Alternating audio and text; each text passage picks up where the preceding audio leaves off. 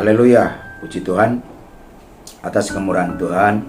Kembali kita boleh menerima satu perenungan firman Tuhan dalam Mazmur pasal 24, yang pada pasal 24 ini ada 10 ayat. Tapi yang saya akan bacakan adalah ayat yang keempat dan yang kelima, yang berkata demikian mulai dari ayat 3. Siapakah yang boleh naik ke atas gunung Tuhan? Siapakah yang boleh berdiri di tempat yang kudus? Orang yang bersih tangannya dan yang murni hatinya, yang tidak menyerahkan dirinya kepada kepenipuan dan yang tidak bersumpah palsu. Dialah yang akan menerima berkat dari Tuhan dan keadilan dari Allah yang menyelamatkannya. Dari ketiga ayat ini adalah satu intisari daripada pasal 24. Artinya di sana kita melihat intinya satu kekuatan yang boleh menerjemahkan di sepanjang pasal 24 ini. Kalau kita lihat dari atas adalah tentang satu perikopnya tentang tertuju kepada Raja Kemuliaan. Raja Kemuliaan itu adalah Tuhan yang penuh kemuliaan, yang berdaulat, yang berkuasa, yang kudus. Dialah sebagai Tuhan alam semesta. Tentu untuk kita bisa bertemu, merasakan akan kekuatannya, hadiratnya. Nah, itu yang dikatakan sana, yang dapat berdiri, ya, yang dapat berdiri di tempat yang kudus. Karena kita tahu Tuhan kita itu adalah kudus. Bagaimana supaya kita dapat berdiri di tempat yang kudus, di mana Allah bertakhta berkuasa atas kehidupan orang-orang kudus? Tentu ada 4 yang boleh dikatakan di ayat 3, berdiri di tempat yang kudus. Karena dikatakan tadi di awalnya adalah Tuhan kemuliaan.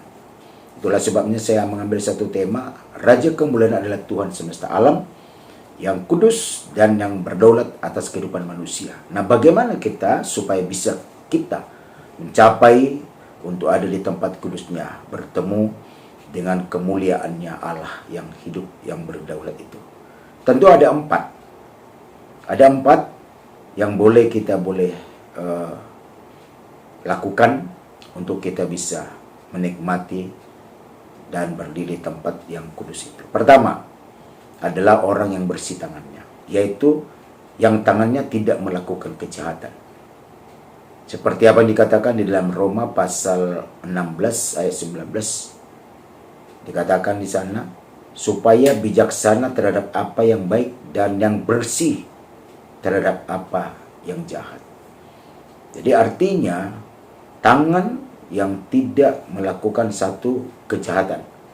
Bahkan dikatakan dalam Amsal pasal 10 ayat 9, siapa yang bersih kelakuannya, aman jalannya. Nah, kalau saya baca lebih lengkap di dalam Roma pasal 16 ayat 19 itu, yang jelas berkata di sana oleh firman Allah, Roma 16 ayat 19, kabar tentang ketaatanmu telah terdengar oleh semua orang. Sebab itu aku bersukacita tentang kamu, tetapi aku ingin supaya kamu bijaksana terhadap apa yang baik dan bersih terhadap apa yang jahat. Jadi bersih dari segala perilakunya, perbuatan tangannya, ya. Itu yang kita lihat pertama, poin pertama. Poin kedua, orang yang bisa berdiri di tempat kudusnya Allah adalah yang juga dikatakan sana yang akan menerima berkat dari Tuhan. Yang kedua, orang yang murni hatinya adalah yaitu hati manusia yang telah menyerahkan dirinya seutuhnya kepada Tuhan, dan yang hatinya tidak ada perlawanan terhadap kesetiaan pada Tuhan, tidak berontak, serta tidak memiliki hati yang munafik.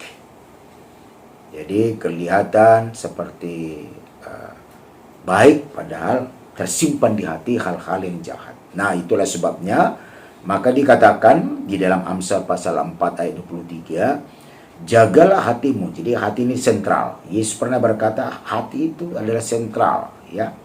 Jadi apa yang keluar dari mulut itu sumbernya dari hati. Jadi kalau hatinya bersih, bersihlah seluruh kehidupannya.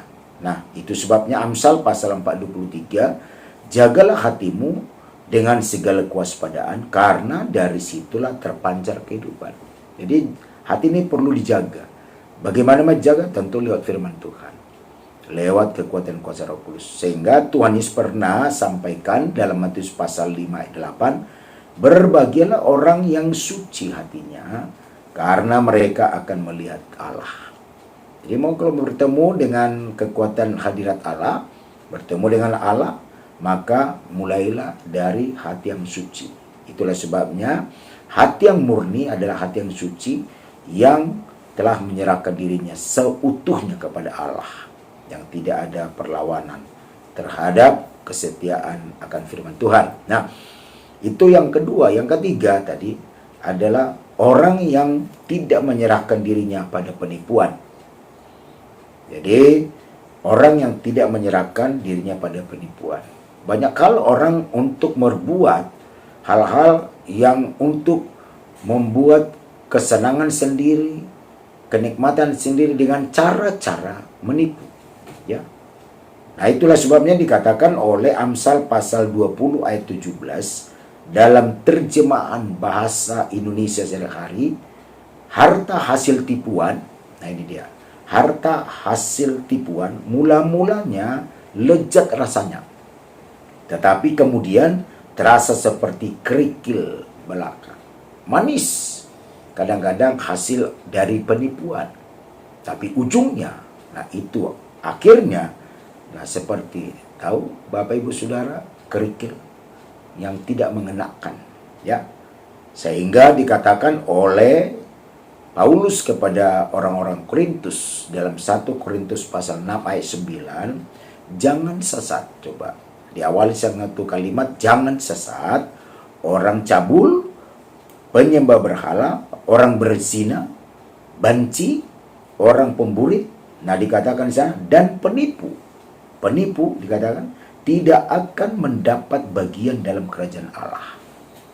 Jadi karena itulah Tuhan sangat mengingatkan, ya, lewat firman-Nya, bahwa salah satu yang tidak bisa masuk dalam bagian kerajaan Allah adalah orang penipu. Karena itu Bapak Ibu Saudara, di dalam dunia dagang, dunia bisnis, nah seringkali ini riskan, ya. Nah, semua orang bisa cari untung, tetapi jangan dengan cara menipu, ya. Bilang KW1 padahal KW3, ya. Seringkali terjadi hal itu di tengah-tengah masyarakat. Tapi bagi anak Tuhan dikatakan harus kita berani berkata, ya. Ya, apa yang kita boleh katakan, katakanlah yang sebenarnya, ya.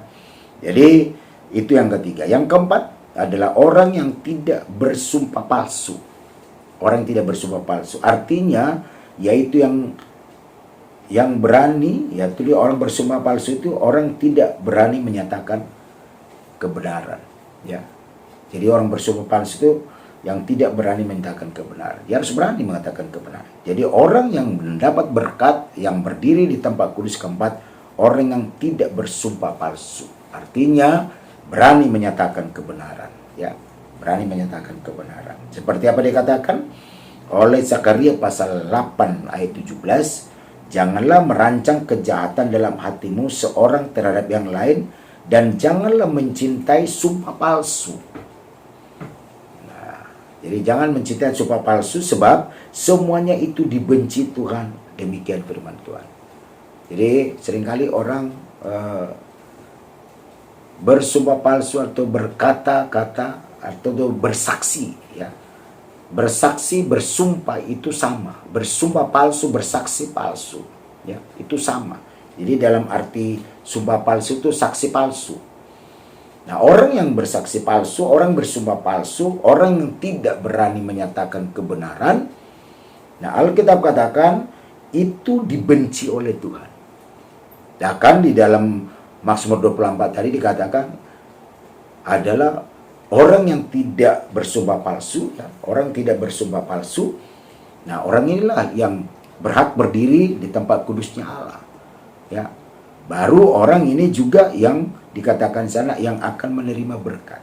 Nah, di dalam Matius pasal 5, saya akan bacakan Matius pasal 5, di dalam pasal 5 di ayat yang ke-34 sampai 37 berkata begini.